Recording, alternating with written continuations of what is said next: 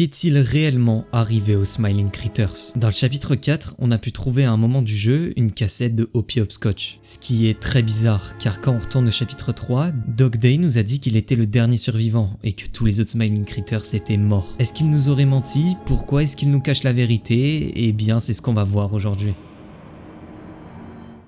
Commençons par la cassette. Hoppy arrive paniquée au refus du chapitre 4 avec un jouet blessé. Elle explique à Doi qu'ils ont été attaqués et qu'en plus le prototype aurait volé toutes leurs provisions. Et déjà là, on peut déjà se poser plusieurs questions. Qui les ont attaqués? Eh bien, j'ai deux hypothèses. La première serait les Nightmare Critters. Dans la cassette de Hoppy, on nous parle du prototype. Alors peut-être, étant donné qu'il a de l'emprise sur les jouets, qu'il a ordonné aux Nightmare Critters de les attaquer. Sinon, la deuxième hypothèse peut aussi être Harley Sawyer. Étant donné qu'il fait alliance avec le prototype, Harley a alors peut-être ordonné à ses sbires, qu'on a vu plusieurs fois durant le chapitre 4, d'attaquer les Smiling Critters. Mais du coup, si une de ces deux hypothèses est vraie, pourquoi est-ce qu'ils les ont attaqués? Pour moi, s'ils sont fait attaquer, c'était pas pour les tuer, mais pour les capturer. En fait, quand on a tué Harley Sawyer, on a pu trouver dans son bureau une cassette de lui qui s'embrouille avec le prototype. We just need more time to perfect the fine.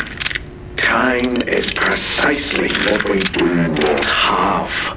Then I suggest you find some more. Apparemment, Harley manquerait de temps, ce qui énerve le prototype. Il va même le menacer à plusieurs reprises de le tuer. Et quand il dit ça, en fait on réalise que le prototype n'a pas envie que Harley soit en vie. S'il la gardait en vie, c'est parce que Harley était le plus intelligent de l'entreprise. C'était lui qui avait réalisé toutes les expériences. Alors, peut-être que s'ils ont capturé les Smiling Critters, est-ce que c'était pas pour réaliser une nouvelle expérience? Et visiblement une expérience différente parce que... pour cette fois, ils ont besoin de jouets, des jouets qui ont déjà la conscience d'un humain. Qu'est-ce qu'ils veulent faire exactement? Et surtout, pourquoi est-ce qu'ils ont besoin des Smiling Critters précisément? Eh bien, en y réfléchissant, en regardant de plus près chacun des Smiling Critters, j'ai remarqué plusieurs choses. Tous les Smiling Critters ont quelque chose de spécial. Catnap peut cracher de la fumée rouge capable d'endormir et de nous donner des hallucinations. Bubba Bubba Fent est très intelligent. Crafty Corn peut écrire et dessiner correctement. Elle nous a d'ailleurs à plusieurs reprises laissé des messages dans Playtime Co.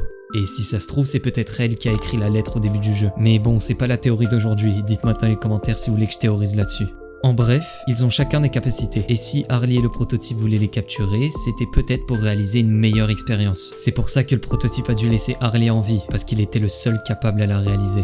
Ce qui pourrait confirmer ça, c'est que dans la cassette, Harley se plaint aussi du fait qu'il n'ait pas assez de ressources. Et si cette théorie est vraie, c'est normal, parce qu'en fait quand on regarde les Smiling Critters, ils sont à peine une dizaine. Donc étant donné qu'ils sont peu nombreux, c'est normal qu'il lui manque des ressources, et donc c'est normal que le prototype soit énervé. Par contre, autre détail qu'on peut remarquer, c'est que si tout ce que je vous raconte est vrai, ça veut dire que l'expérience a réussi.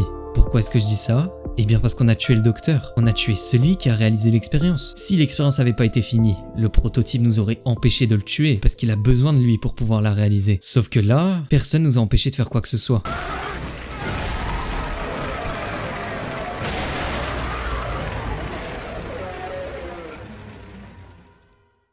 Ce qui veut dire que la chose qu'ils ont créée existe désormais et elle arrivera au chapitre 5. La théorie normalement s'arrête ici. On a déjà tous les éléments, sauf qu'il y a un problème. Pourquoi est-ce que Dog Day est vivant? You're Pappy's angel.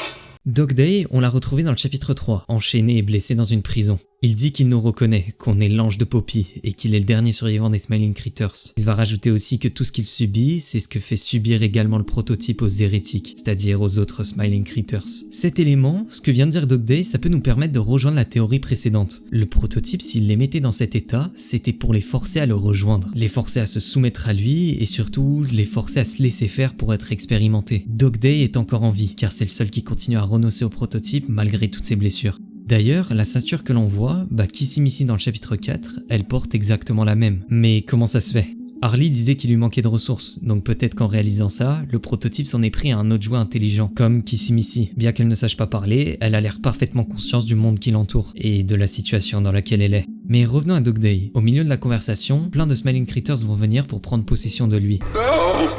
Leave me! Please! Just go! Run!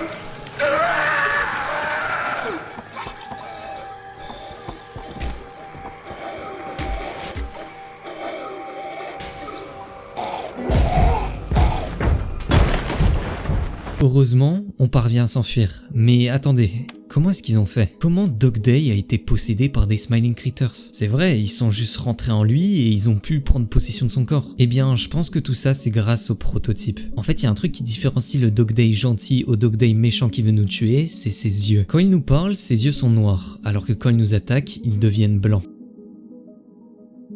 D'ailleurs, durant cette scène, ces Smiling Critters aussi ont les yeux blancs, alors que normalement, tout comme Dog Day, ils ont les yeux noirs. On a pu le voir aussi avec Catnap, il adorait le prototype, et on a pu le voir avec ses yeux blancs. Lui aussi était sous son emprise.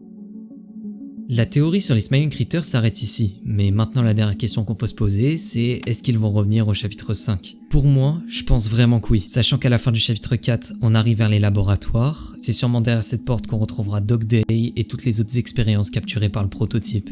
Voilà, la vidéo s'arrête ici, n'hésitez pas à me proposer vos théories en commentaire par rapport à ce sujet. Vous pouvez aussi dans l'onglet post choisir les prochaines théories qui apparaîtront sur la chaîne, et sur ce, on se retrouve très bientôt.